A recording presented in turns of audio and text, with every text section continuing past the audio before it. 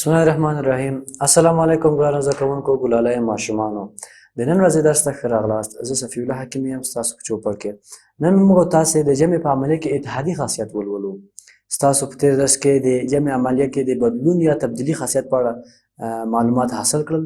نن موږ تاسې د هغه په ادامه باندې د جمع په عملیه کې اتحادي خاصیت ولولو. ستاسو د کتاب 5م لوست او د دوو درسو لړۍ 21مه برخه ده. صحیح ده، راځئ چې نو خپل درس شروع کړو.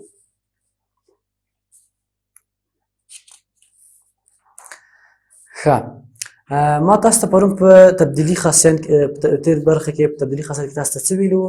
ما تاسو ته داسې وویلې چې که چیرې موږ تاسې د جمع اجزاو ځایونه یو بل سره بدل کړو نو موږ تاسې په جمع کې هیڅ کوم توپیر نه راځي که نه. هغه مو د تبدیلي یا د بدلون خاصیت په اړه خاصیت کې مو تاسو ته ویلي وو.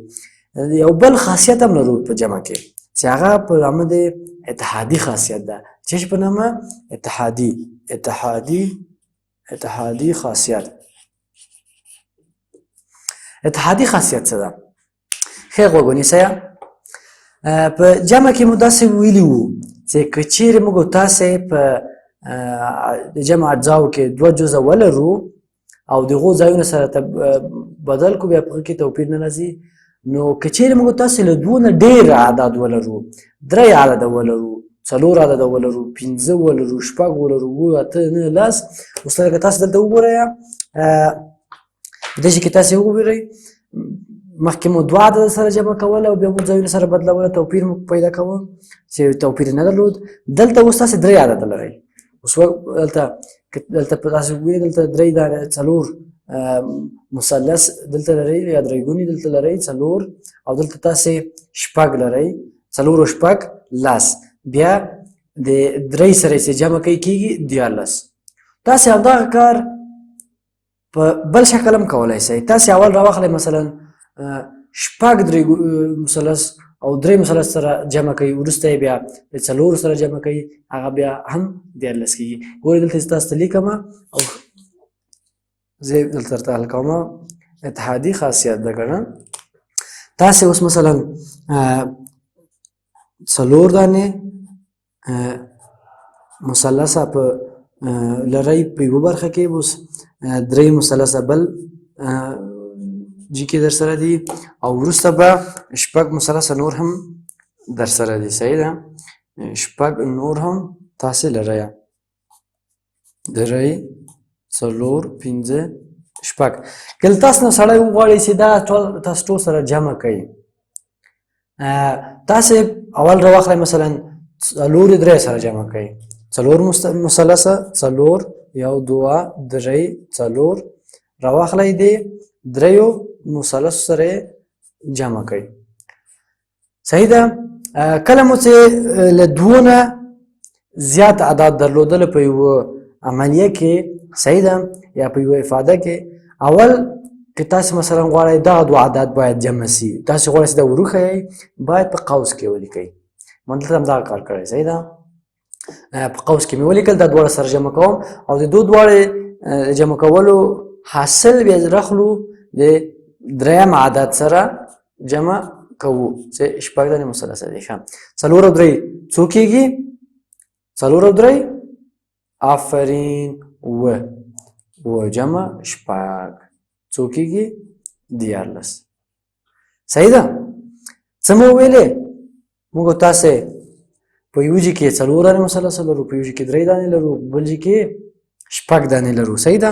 دغه موږ تاسې وغواړو سره جمع کړو، موږ تاسې کولی شو 2 دانې اولی عدد راواخلو سره جمع کړو، وروسته بیا له 3 عدد سره جمع کړو. دلته ما اوس عدد په مثلثو درښودلی دي، تاسې کولی شئ بې له مثلثو لیکلو نه عدد وروښیئ. د دواړو 3 عدد جمع کول که غواړئ، 2 اولي عدد سره جمع کوئ، بیا د 3 سره جمع کوئ هم کېږي، او تاسې په بله طریقه هم کولی شئ. اوس مثلا دغه 2 عدد راواخلئ، بیا د 3 عدد سره جمع کوئ. اوس مثلا 4 هم دلته پرېږدئ، 4 مثلثه پرېږدئ، اول په قوس کې لیکو، کوم شیان چې مو تاسې په اول کې سره جمع کوو.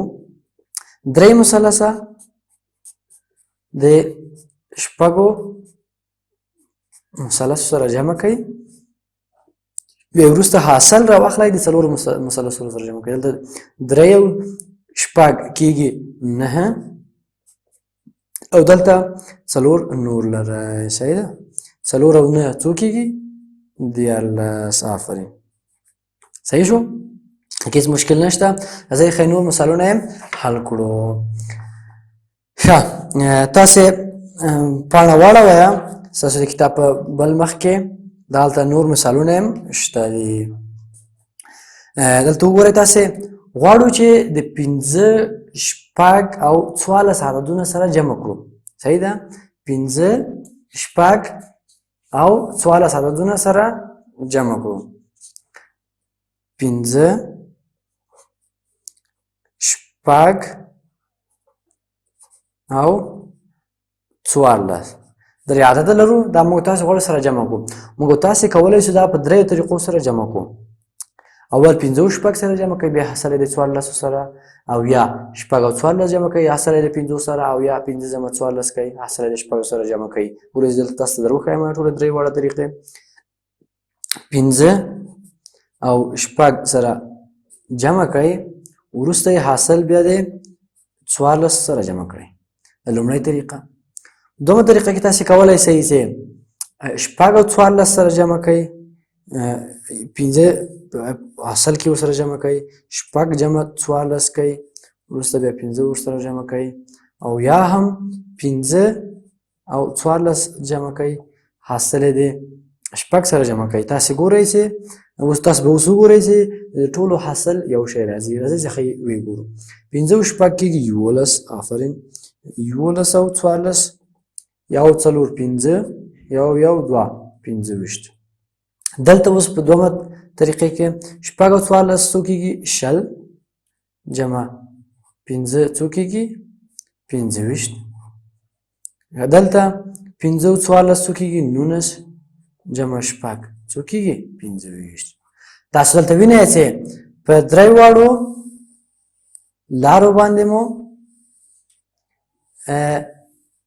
یو ځواب لاسته راوړ 25 هدف مو له دې کار نه څه ده مخکې مو په تبدیلي خاصیت کې تاسو ته وویلې چې که چیرې موږ تاسې دوه عدد ولرو هېڅ فرق نه کوي هېڅ توپیر نه لري چې کوم یو تاسې اول راخلئ کوم جز اول او وروسته بیا کوم جز دوهم تاسې راخلئ او سره جمع کوئ هېڅ مشکل نشته په هغې کې په اتحادي خاصیت کې هماغه د تبدیلي یا د بدلون خاصیت خبره ده خو توپیر په دې کې دی چې په اتحادي خاصیت کې به موږ تاسې له دوو نه ډېر عدد ولرو یا به 3 یا به 4 یا به 5 یا به هر څومره چې او بله خبره دا ده چې چیرې موږ تاسې عدد په قوس کې لیکو اول باید موږ تاسې د قوس د عدد چې لیکلي دي پکې هغه سره جمع کړو اوس مثلا تاسو په دې مثال کې وینئ 5 مې جمع شپږ لیکلي جمع 14 که نه 5 جمع شپږ جمع 14 باید موږ تاسې د قوس 5 جمع 14 5 جمع شپږ جمع کړو 5 شپږ 11 کېږي نه